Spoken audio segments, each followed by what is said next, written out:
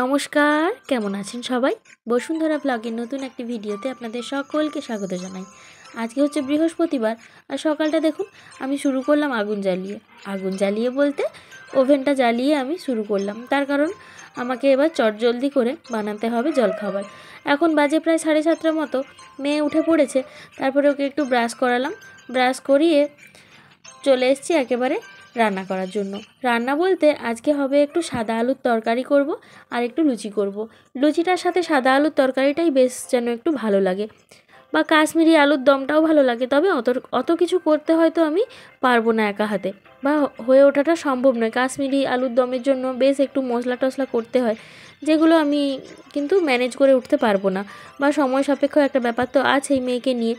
মেয়েকে আবার টাইমে টাইমে খাওয়া দিতে হবে। ও যদি এক্ষুনি ঝুঁক ধরে যে এক্ষুনি খাবো, তো এক্ষুনি খাওয়াতে হবে। যদি মনে করে যে এক্ষুনি ওকে নিয়ে নাচতে হবে, তো নাচতে হবে। সেই জন্য চটজলদি কীভাবে রান্নাবান্না করা যায়, বা এই শীতের সকালে জলখাবার কীভাবে একা হাতে খুব তাড়াতাড়ি একটি আইটেম রয়েছে, যেটি করলে সবার মন পেট দুটোই ভরবে, সাথে সাথে অনেকটা সময়ও বাঁচবে এবং অনেকটা তাড়াতাড়িও হয়ে যাবে। তো সেই রকমই একটি জলখাবার নিয়ে আজকে চলে এসেছি। সেই জলখাবারটি হলো সাদা আলুর তরকারি এবং লুচি। আমি যে লুচিটি ভাজবো তার জন্য আমি কড়াই বসিয়ে দিয়েছি। কড়াই বসিয়ে দিয়ে এবার তাতে হালকা করে তেলও গরম করতে দিয়ে দিয়েছি। এরপর শুধু লুচিটি বেলে ভাজার অপেক্ষায়। একটা একটা করে যদি বেলে ভাজতে হতো তাহলে কিন্তু অনেকটাই দেরি হয়ে যেত। সব থেকে বড় কথা সেটি হলো আমি রাত থেকেই কিন্তু লুচিটি ভাজবো বলে কালকে রাত্রে যখন রান্নাবান্না করার পরেই মানে তরকারিটি চাপিয়ে দিয়ে আমি ময়দাটা অনেকটাই মাখিয়ে তারপর রেখে দিয়েছিলাম। মানে আমার যতটা লাগবে আমি ততটা মাখিয়ে রেখে দিয়েছিলাম ফ্রিজের মধ্যে, একটু তেল উপরে উপরে দিয়ে। তো প্রথম দিকে লুচিটা একটু এরকমই কম কম তেল দেওয়ার জন্য এরকম হচ্ছে। তো আমার লুচি ভাজা মোটামুটিভাবে কিন্তু শুরু হয়ে গেছে, এবং বেশ কয়েকটা লুচি আমি ভেজেও ফেলেছি।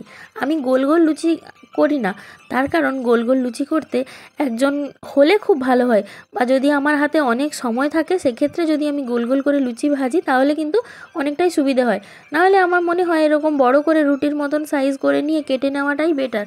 তার কারণ একটা একটা করে গোল গোল করবো, আবার তাকে তেলে ডুবাবো, আবার তাকে বেলবো, আবার তাকে ভাজবো, অনেকটা সময়। তার থেকে একটু বেশি করে তেল মাখিয়ে একটা রুটি করে নিয়ে ছুরি দিয়ে কেটে দিলেই ঝটপট করে তৈরি হয়ে যায় এরকম সুন্দর সুন্দর সাইজের লুচি। এবং এটা অনেকটা সময় সাপেক্ষ যেহেতু ব্যাপার থাকে, এটা অনেকটা কম সময় লাগে। তার কারণ বুঝতেই পারছেন যে একটা রুটি করতে কিন্তু বেশ একটু বেশি সময় লাগে না, বেশ একটু কম সময়ের মধ্যেই বেশ কয়েকটা লুচি আপনি তৈরি করে নিতে পারবেন। যেহেতু রাত্রির থেকে আলুটাও কেটে রেখেছিলাম এবং ময়দাটাও দেবে রেখেছিলাম, সেই জন্য সকাল সকাল শুধুমাত্র এসে তরকারিটা চাপিয়ে দিয়ে আমি লুচিটা একেবারে ভাজবো, বেলবো, দুটোই একসঙ্গে হয়ে যাবে আমার। আর যেহেতু আমার ওভেনটা নিচেই রয়েছে, আরও সুবিধা, কোনো অসুবিধাই নেই। তো যতটা সম্ভব আমি তো তাড়াতাড়ি খুব একটা কাজ করতে পারি না, মোটামুটিভাবে আস্তে আস্তে করেই করি। তো তার মধ্যে থেকে আমি এরকম নিচে হওয়ার জন্য আমার অনেকটাই সুবিধে, বা এরকমই সাইজের লুচি করার জন্য অনেকটাই আমার কাজের সুবিধা হয়। তার কারণ বুঝতেই পারছেন যে একটা রুটি করে নিয়ে লুচি করতে খুব একটা সময় লাগে না। আর আমার কিন্তু প্রায় বেলা কমপ্লিটও হয়ে এসছে, আর বেলতে বেলতে আমার ভাজাগুলোও কমপ্লিট হয়ে যাচ্ছে।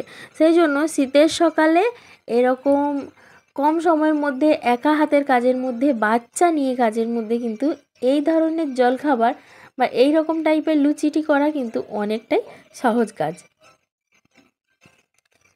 একটা কেউ যদি সব সময় হাতে হাতে হেল্প করে দেয় তাহলে কিন্তু অনেকটা সুবিধা হয়। কিন্তু যখন আপনি কাউকে পাবেন না, তখন মনে হয় যেন যতটা তাড়াতাড়ি সম্ভব নিজেই কাজটা যদি করতে হয়, যতটা তাড়াতাড়ি সম্ভব যেন হয়ে গেলে ভালো হয়। তো সেক্ষেত্রে এই ধরনের খাবারটি আমি কিন্তু বানিয়ে থাকি। তো ভাই যেহেতু কালকে এসছে, তো ওকে তো একটু ভালো মন্দ খাওয়াতেই হবে। এমনিতে ও মিষ্টি টিষ্টি জাতীয় জিনিস খুব কম খায়, না হলে হয়তো একটু সুজি করে দিতাম বা একটু সিমাই করে দিতাম, ওই জিনিসগুলোও না খায় না। সেই জন্য লুচি এবং ঝাল ঝাল করে একটু সাদা আলুর তরকারি, খুব বেশি ঝাল দেবো না, কারণ মেয়েটাও সাদা আলুর তরকারি দেখেছি যে খেতে খুব পছন্দ করে। তো ওরা বসে রয়েছে, আর ওদেরকে আমি অল্প করে একটু মুড়ি চাট করে দিয়েছি, ওটাই ওরা খেতে থাকবে। আস্তে আস্তে করে খেতে খেতে আমার এগুলোও ভাজা হয়ে যাবে, তারপরে এগুলো আবার গরম গরম ওদেরকে সার্ভ করে দেবো। যাই হোক, মামা আসায় মেয়েটা খুব খুশি, আর ওকে নিয়েই সারাদিন খেলছে, আমাকে সেরকম একটা বিরক্ত। এই বৃহস্পতিবারে নিরামিষের সেরকম কোনো ব্যাপার নেই, সেই জন্য আজকে পেঁয়াজ রসুন মাছ সবই চলবে, কারণ সংক্রান্তি পর্যন্ত একটা নিরামিষের ব্যাপার থাকে। এদিকে মামা ভাগ্নি দেখুন দুলছে, মামা ভাগ্নি মিলে সকাল থেকে খাওয়া দাওয়াও করলো একসাথে।